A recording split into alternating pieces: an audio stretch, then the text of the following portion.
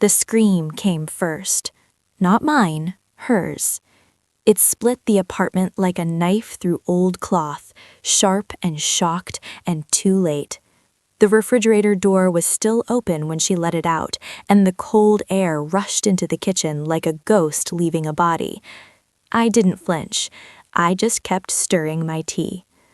Before I begin, if you care about stories like mine, please like this video and subscribe. It means more to me than you know.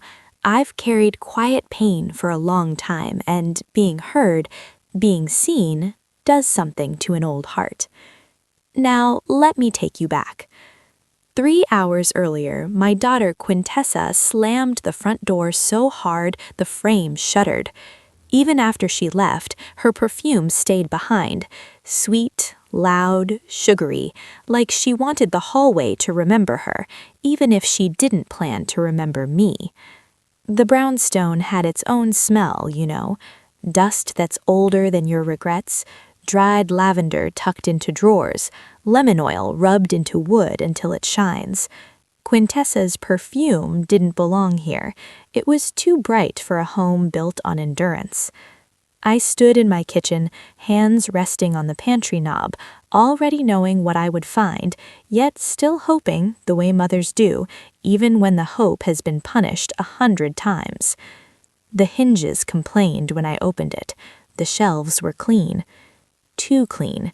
Empty the way an empty church feels on a weekday afternoon, like the prayers already left without you. My stomach tightened. It shames people to admit hunger, but hunger isn't shameful. It's human. It's the body asking, quietly, for mercy. I reached for the jar labeled grits in my own handwriting, the letters faded like my patience. The jar was light, not running low light, mocking light. A dusting of grains clung to the bottom like crumbs of a promise. I swallowed hard. Earlier, right before she walked out, she'd held out her hand, palm up, nails glossy, eyes impatient. "Mama, give me your card just in case. What if the ATM acts up down there?" I told her, "Baby, that's my whole check. 2 weeks, what will I live on?" She rolled her eyes like I was embarrassing her. "You've got food, you've got grits, boil it, detox. You're always worried. I deserve this vacation." And then she took my Social Security money and took off to the beach. The house fell quiet after that. Not peaceful quiet, predatory quiet. My stomach growled again. And something inside me, something I'd been stitching down for years, began to rip. I turned from the empty pantry and stared at the living room full of old things we saved for later. Crystal behind glass, porcelain that had waited decades to be worthy, a silver tea set from my grandmother, untouched like a holy relic. A museum. And me, I wasn't the owner. I was the unpaid curator, starving in slippers so someone else could inherit my restraint. That's when I saw the newspaper stack on the coffee table, my junk, as Quintessa called it. The classifieds. A name I'd circled without knowing why. Alistair Sterling. Antiques purchased. House calls. Honest appraisal. My hands trembled as I lifted the phone. Not from age, from clarity. And as the dial turned, slow, stubborn, deliberate, I realized something terrifying. I was no longer asking permission to live. But that was only the beginning. Alistair arrived at 9 sharp the next morning, as if time still mattered in my life. He wore a gray coat and wire-rimmed glasses, and the kind of calm that comes from handling other people's histories without getting attached. His eyes swept my living room the way a doctor looks at an X-ray, seeing value, weakness, secrets. "You have a lovely home," he said carefully. I surprised myself with my answer. "This isn't a home," I told him. "It's a waiting room." He didn't laugh. He just nodded like he understood more than he should. I led him to the sideboard. My fingers lingered on the latch of the velvet case, as if the metal could feel my hesitation. Inside lay 12 sterling spoons engraved with vines and old initials, names from people who died long before Quintessa learned to roll her eyes at love. Quintessa used to stroke those spoons like they belonged to her already. "When I get married, we'll eat cake with these, Mama." The marriage never came, but the entitlement did. Alistair slipped on white gloves and lifted one spoon, turning it slowly under the light. The silver caught the lamp glow, soft and cold as moonlight. He murmured the pattern name, something French-sounding, then inhaled like he just tasted fine wine. "These are excellent." He named a price that would have made old me faint. 5 checks, a fortune to a woman trained to buy bruised fruit and call it just fine. But something strange happened. I didn't feel grateful. I felt insulted. "No," I said. His eyebrows rose. "No?" I looked at him the way I used to look at men who tried to underpay me for my sewing, men who wanted custom work for bargain prices because they assumed I didn't know my own worth. "You'll sell this set for triple," I said. "I'm not asking for retail. I'm asking for fair. You're not as simple as you look." Life teaches you, I thought, but sometimes it teaches you too late. He agreed, counted bills, wrote receipts, handed me money that felt heavier than paper. It felt like permission. When he left with the spoons, I stood in the middle of my museum and listened to the silence change shape. It wasn't predatory anymore. It was waiting for me. I didn't hide the money under a mattress like fear. I put it in my purse like a woman with plans. I walked past the discount store and kept going, to the market I hadn't entered in 15 years. Warm bread, roasted coffee, expensive spices that smelled like countries I'd never visited. I ordered thin sliced ham, real cheese, olives that didn't come from a can. And then I saw peaches, soft and blushing as if summer had been trapped inside their skin. 2, I whispered, the prettiest ones. At home, I laid a white lace cloth on the table, one Quintessa forbade me to use. "That's for guests," she'd say. I looked at the empty room and answered out loud, "Today, I'm the guest." When I bit into the peach, juice ran down my chin, sweet and shameless. And I realized something dangerous. Freedom tastes like what you once believed you didn't deserve. I had no idea what truth was waiting for me.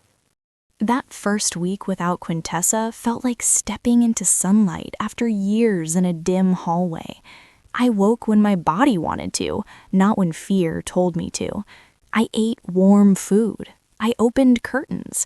I sat in my own living room without bracing for criticism. Still, the ache didn't vanish, because betrayal doesn't just hurt your heart, it rearranges it. One evening I sat with a glass of red wine. Nothing fancy, just decent, and the phone rang. The ring was sharp, demanding, the kind of ring that doesn't ask your permission. I knew it was her before I lifted the receiver. "Mama!" Quintessa's voice burst through like fireworks. Behind her, I heard ocean roar, seagulls, music, laughter, life happening where I wasn't. "You alive over there?" she asked, laughing like it was cute. My throat tightened. Alive, as if my survival was a joke. "I'm fine," I said. "Oh, good," she replied, quickly, like she didn't actually care. "You boil those grits? Add extra water, Mama. Makes it stretch." Stretch. Like my life was rubber. Like my needs were optional. Then she sighed dramatically. "I got you a dolphin magnet. You'll love it. But don't run up the electric bill while I'm gone. You always leave lights on." I stared at my own reflection in the dark window. Old me would have apologized. Old me would have promised to sit quietly and not take up space. But my mouth did something different. "I'm managing. I've found resources." She laughed, sharp and smug. "Resources? Like what? Pennies in the couch? Don't beg from the neighbors, Mama. It's embarrassing." Embarrassing. Not cruel, not wrong, just embarrassing for her image. She rushed off the call with a quick, "Pool party, bye." Click. Silence returned, but it didn't sting the way it used to. I set the receiver down slowly, feeling something settle in my chest. Not hatred, not rage. A decision. If she could fly to paradise on my check, I could stop living like a ghost in my own home. I opened my dresser drawer and took out something Quintessa loved more than she loved me. A ruby brooch shaped like a twig, small diamonds sparkling around the dark red stone. She wore it without asking, pinned to her blazer like she was borrowing a crown. "It's vintage," she'd say. "It's trendy." Trendy. That brooch had been passed down through women who didn't have the luxury of trends, women who survived. I held it in my palm. The ruby warmed against my skin like it was alive. The next morning, Alistair returned. His eyes widened when I placed the brooch on the table. He studied it, breathed softly, then named a number that made my stomach flip. Twice the spoon money, 6 months of living, 2 weeks of beach paradise. "Sold," I said, without bargaining, because this wasn't about profit. It was about reclaiming the parts of my life Quintessa treated like her property. When he left, I ordered food delivery from the restaurant I used to walk past with my eyes down, and when the champagne arrived, cold and bright, I raised a glass to the quiet woman I'd buried inside myself. "To you," I whispered. But as I reached into my desk for another certificate, my fingers touched a folder that wasn't mine. A bright red folder, loud, impatient, unfamiliar. My heart slowed, my hands began to shake, and the world tilted towards something darker than hunger. What came next shattered everything I believed. The folder felt wrong in my hands, the way a stranger's glove feels wrong on your skin. Bright red, cheap plastic, the kind of thing Quintessa bought when she wanted to look organized without actually being careful. I sat at the desk with my tea growing lukewarm, palms damp, throat tight. For a moment, I told myself it was nothing.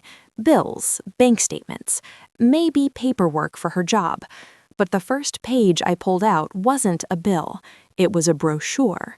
Smiling old people, a blurry photo of a garden path, large letters promising care in a way that already sounded like a lie. Restful Meadow State Facility for Seniors and Veterans. My stomach dropped. I had heard the name from Miss Theodosia upstairs, the neighbor who knows everything and tells it like truth is a duty. "It smells like bleach and boiled cabbage," she once said, "and the staff talks to elders like they're furniture." I flipped the brochure over with trembling fingers and found something worse. A draft document. Power of attorney. My name printed at the top, my birth date, my address. Quintessa listed as agent. The words beneath made my vision blur. Manage property. Sell real estate. Make medical decisions. I swallowed, hard. A penciled date sat in the corner. Next month, right after her return. I gripped the edge of the desk to keep myself upright. So that's what this was. Not a careless daughter, a strategic one. She wasn't just taking my check to party, she was clearing the runway. She planned to sign papers, pack me away, and inherit my life while I sat in a state facility staring at ceilings that didn't know my name. I didn't cry. Tears are for when you still believe someone might come back and say, "I'm sorry." This wasn't a mistake. This was intent. My chest went cold, not with fear, with understanding. The way a woman understands, finally, that she's been the sacrifice on the altar of somebody else's comfort. I thought of my hands, how they'd worked until the knuckles swelled, how they'd stitched clothes for strangers while my own daughter grew into a woman who could look at me and see an obstacle. I sat there breathing shallow as if the air had thickened. Then something inside me hardened into shape. Not bitterness, purpose. I slid the papers back into the folder, but I left it half open in the drawer like a warning to myself, and I picked up the phone. My voice surprised me. It wasn't shaky. It was steady, like a door finally closing. "It's Yulie," I said when Alistair answered. "Yes, Mrs. Yulie?"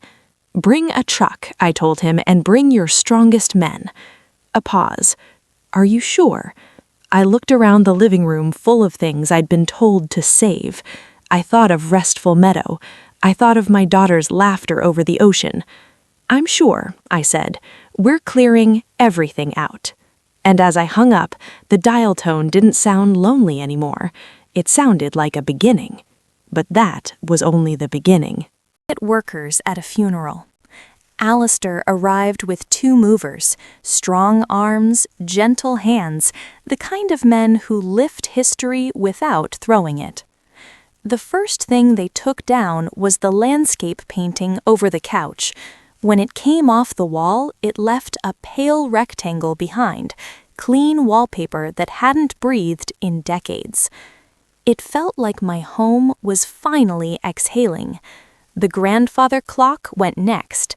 That clock had measured my life in patient ticks, weddings, grief, holidays, arguments, long nights when I sewed by lamplight and told myself love meant enduring. When the movers wrapped it, the room went silent in a new way. No ticking, just space. The Persian rug rolled up like a heavy regret, the porcelain packed away in crates, the crystal removed from its glass prison. With each item leaving, my chest felt lighter, not because I didn't care, because caring had been used against me for too long.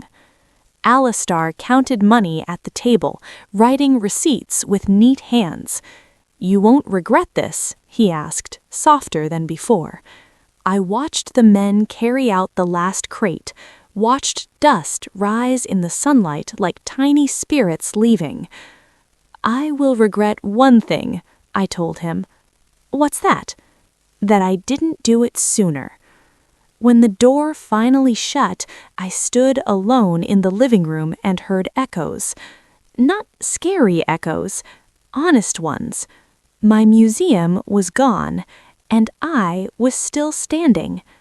I didn't waste a minute. I called a cleaning crew and paid extra for same-day service. I wanted the windows washed, the corners scrubbed, every inch of old dust removed, like I was wiping away years of being treated like a burden. Then I did something I'd never done without permission. I ordered groceries, not from the cheap store, from the kind of boutique that delivers to people who don't count coins. Caviar, cheese, fruit that looked too bright to be real, butter wrapped in gold paper, champagne chilled like a promise. By evening, the apartment smelled of lilies and clean wood, and a kind of quiet luxury that didn't apologize for itself. I stood in the kitchen and opened the refrigerator. Empty shelves shone white under the bulb. I watched the courier load it up, row after row, until the fridge looked like a treasure chest. The shelves sagged slightly under abundance. I closed the door and listened to the latch click. A verdict. 2 weeks later, at exactly noon, a key scratched in my lock, a wheel dragged across my floor, and Quintessa's voice boomed like she owned the air. "Mama, I'm home!" I didn't move. I just lifted my tea and waited for her footsteps, because the hook I'd set was about to catch. I had no idea what truth was waiting for her. Quintessa walked in like a victor returning from war. Heavy suitcase, sun-kissed skin, cheap confidence stretched across her face like a mask. She expected darkness. She expected musty air and my hunched body rising too quickly, eager to please. She expected me to look punished. Instead, she stopped in the hallway and sniffed. "What's that smell?" she asked, suspicious already. "Did you spray something?" She took another step, and her heels clicked too loudly in the emptiness. Her eyes darted over the missing rug, the bare corner where the clock used to stand. the walls where light rectangles marked vanished paintings. Her smile faltered. "Why is it so spacious?" she muttered. Then she shook her head like she could shake away reality. "Whatever, I'm starving. Plain food was trash." She strode into the kitchen without really looking at me, as if I were part of the furniture she planned to keep until it wore out. I sat at the table in a simple robe, hair neat, posture straight. No trembling, no apology. Quintessa went to the fridge. She reached for the handle like she'd done 1,000 times, ready to launch into complaints. "Open it," I said softly. She yanked it wide. The light inside flared. Rows of caviar stared back like dark jewels. Champagne bottles lay like sleeping royalty. Fruits like art. Chocolate stacked on the door. Cheese wrapped in paper like gifts. The refrigerator looked impossible. And Quintessa screamed. Not because she was hurt, because her brain couldn't accept what her eyes were seeing. She stumbled back, hand clamped over her mouth. "What is this?" she whispered, voice thin. She reached out and touched a jar as if it might vanish. The jar was cold and real. Then her eyes cut to me, sharp, accusing, frightened. "Mama," she said, slow, "where did you get the money?" I took a breath. It tasted like calm. "I took your check," I said, "and you left me hungry." Her face tightened. She grabbed a jar like it was evidence. "Did you steal? Did you take a loan? You know the interest?" She stopped mid-sentence, because it finally hit her. The empty walls, the missing furniture, the silence that sounded like freedom. She ran from the kitchen into the living room, and I heard drawers yanked open, frantic searching.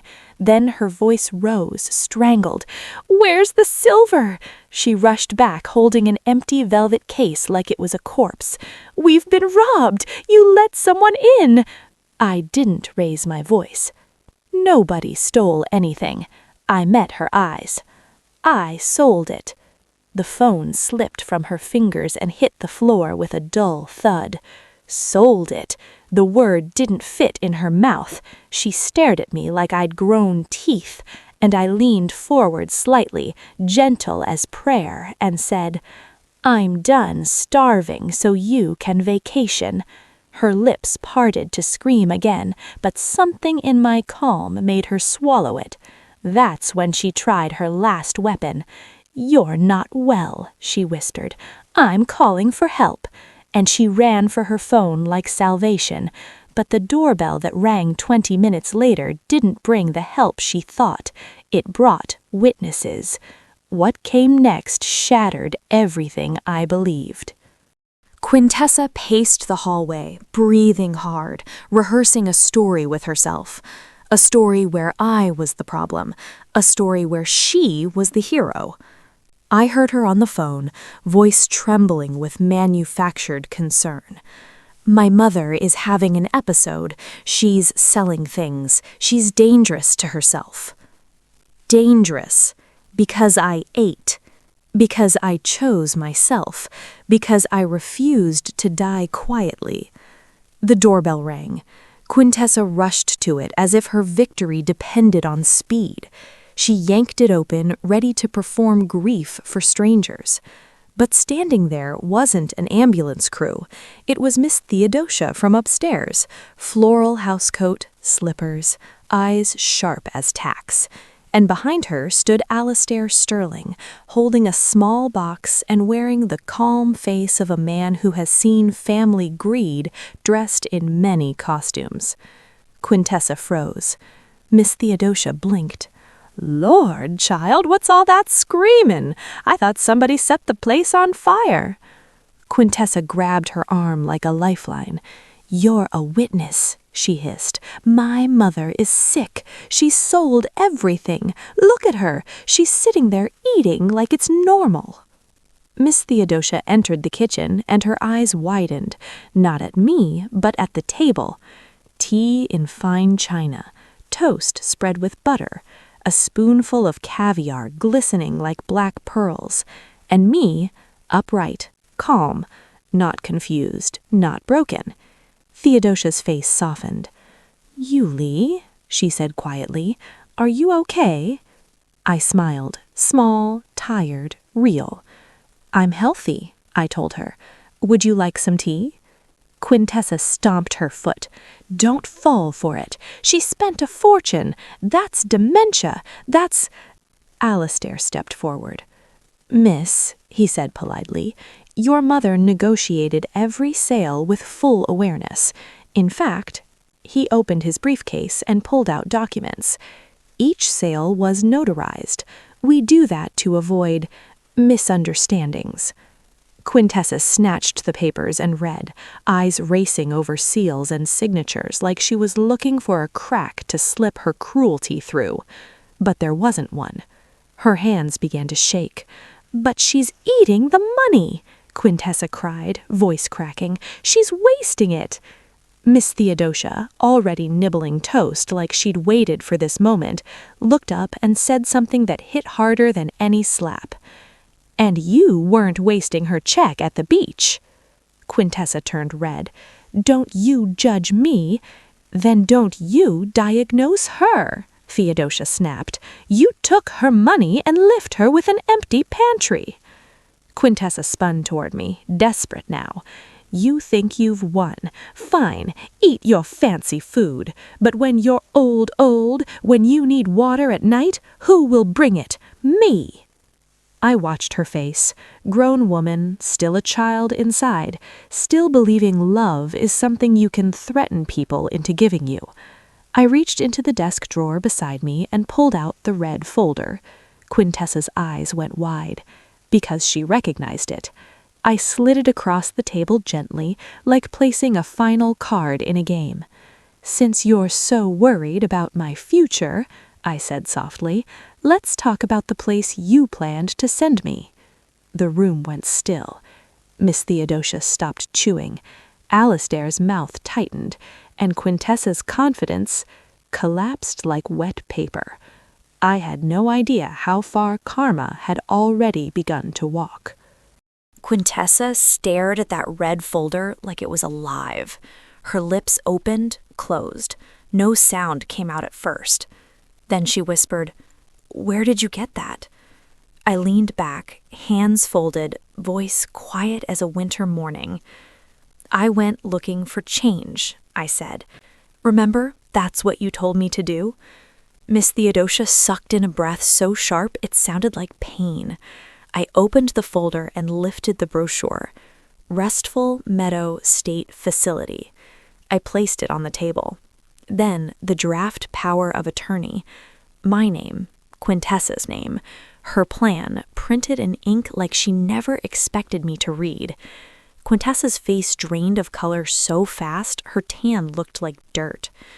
"Mama," she started, voice breaking, "it's not what you think." "Don't," I said. One word, soft, final. I pointed at the penciled date. "Next month," I said. "Right after your vacation."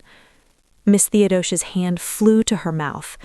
Alistair's eyes narrowed, disgust plain now. Quintessa stumbled back a step, as if the room had tilted.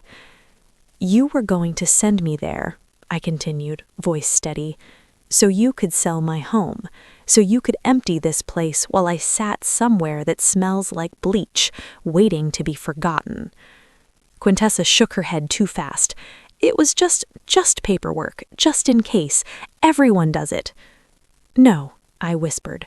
"Not everyone steals their mother's check, empties her pantry, and then prepares a cage." Silence stretched, heavy, honest. Then Quintessa's face changed, not to remorse, to anger. Because when selfish people are caught, they don't always feel shame. Sometimes they feel insulted. "You're ruining my life," she snapped. "You sold everything. You humiliated me in front of strangers." I smiled sadly. "Honey," I said, "you humiliated me when you left me hungry." Her eyes flashed. "I live here. You can't kick me out." I stood slowly. My knees ached, but my spirit didn't. "I changed the locks," I said calmly, "this morning." Quintessa's mouth fell open. "You what?" "Your key won't work," I told her. "Your suitcase is still in the hall. That's convenient." She lunged forward, voice rising. "I'll sue! I'll call the police!" Alistair cleared his throat. "And I will testify," he said, cool as steel, "that your mother acted of sound mind and that you attempted to manipulate her with false claims." Miss Theodosia nodded sharply. "And I'll tell them about this nursing home scheme." Quintessa looked at the three of us, the wall she never thought would form. And for the first time, she looked small, not like a queen, like a person meeting consequences. She grabbed her suitcase handle with shaking hands. "I hope you die alone," she spat, voice cracking. I didn't flinch. "I hope you learn," I said, softly. She stormed out. The door slammed, and the silence afterwards wasn't predatory. It was peaceful. But peace doesn't mean the pain disappears. It means you finally stop handing your pain to someone who enjoys it. Still, when I sat back down at my table, my hands started to tremble, because I realized something else. I had won the battle, but the war inside me was just beginning. But that was only the beginning. Left, I listened for her footsteps, like my body didn't trust the quiet. Trauma does that. Even when the danger is gone, your nerves keep setting the table for it. I cleaned slowly, not because the apartment needed it, but because my hands needed something familiar to do. The windows were bright. The rooms were open. No heavy furniture trapping shadows. And yet, my heart still felt crowded. At night, I sat with a cup of tea between my palms, watching steam rise like a prayer I didn't know how to speak anymore. I thought about the years. How many times did I swallow words to keep the peace? How many times did I confuse sacrifice with love? I remembered Quintessa as a little girl. Braids, scraped knees, eyes bright with dreams. Somewhere along the road, love turned into ownership, and I kept giving because giving made me feel useful. Useful. That word can be a chain. Miss Theodosia checked on me the next morning. She didn't knock softly. She never learned softness. "You ate?" she demanded. I laughed. It surprised me how laughter can live under grief. "Yes," I told her, "I ate." She looked around the bare living room and nodded like she approved of the emptiness. "Good," she said. "Now you can breathe." After she left, I opened my phone and stared at Quintessa's name in the contacts list. My thumb hovered over it. I didn't call. Not because I hated her, because I finally understood. Love without boundaries becomes a slow death. That afternoon, I went to a small lawyer's office and made changes I should have made years ago. I didn't do it out of revenge. I did it out of protection. I updated documents, I created a plan I chose, and I made sure no one could sign my life away with a smile. When I returned home, the refrigerator hummed quietly in the corner, full and steady. I opened it and looked at the jars, the fruit, the cheese, the champagne. Abundance, not as a weapon anymore, as proof. I took out a peach and held it for a moment, feeling its soft skin. And I whispered something that felt like healing. "I'm allowed." That night, my phone buzzed with a message. One line from Quintessa. "You think you won. You'll regret this." I stared at the screen until it dimmed. Then I set the phone down and took a slow breath. Because regret used to scare me. But now I was learning the difference between regret and withdrawal. When you stop feeding someone your life, they don't call it freedom, they call it cruelty. I ate my peach in the quiet, juice on my lips, and let the sweetness remind me I was still here, and the ending she tried to write for me would not be my ending. But the final truth, the one that ties everything together, was still waiting. I had no idea what was coming next. A month later, the truth settled into my bones like warm sunlight. Quintessa didn't come back begging. She didn't come back apologizing. She disappeared into her own life, renting a room, working more, learning what it costs to be an adult when no one is starving on your behalf. And I won't lie, some nights the mother in me still cried quietly. Not because I wanted her back in my home, but because I mourned the daughter I thought I had. Still, karma has a quiet way of teaching, not with thunder, with reality. One morning I stood in my kitchen holding a cup of tea, and I remembered that scream, the one that opened this story. Her scream at the refrigerator. It wasn't fear of food, it was fear of losing control. She expected to return to a starving mother, a guilty mother, a mother who would hand her power back like a soft towel. Instead, she found abundance, and the real horror for her wasn't the caviar, it was the truth. I could survive without her. And if I could survive without her, then she had no leverage. That was what she saw in that fridge. Not food, freedom. I sat at my table and thought about the word inheritance. People treat inheritance like it's a right, like children are owed the last breath of their parents, wrapped neatly in paper and signed over without question. But what about the inheritance we deserve? The inheritance of peace, of dignity, of warm meals eaten without guilt, of mornings without fear. I wasn't cruel for selling silver. I was late to myself. The old me saved everything for later, but later is not guaranteed. Later is how women like me disappear while everyone else takes pictures at the funeral saying she was so giving. No, I wanted to be remembered as living. So I started small. I bought myself a shawl the color of autumn. I took a day trip to the water and sat on a bench watching waves, letting wind touch my face like a blessing. I signed up for a little cooking class. Nothing fancy, just joy. And every time the old guilt tried to crawl back up my throat, I reminded myself, love is not supposed to starve you. If your love demands your suffering, it isn't love, it's consumption. One afternoon, Miss Theodosia visited again, looking pleased with herself. "You know," she said, "I saw Quintessa at the corner store. She looked tired." I nodded. "Tired can be a teacher," I said softly. Then I looked around my bright, open home and felt something I hadn't felt in years. Peace. Not perfect, not painless, but real. And if there's a lesson I want to leave you with, it's this. Don't turn your life into a museum for someone who only visits to take. Use the good china while you can still taste the meal. Buy the peaches before your hands forget how to hold sweetness. And if someone tries to build your grave while calling it care, choose yourself anyway. Because dignity isn't something you inherit, it's something you claim.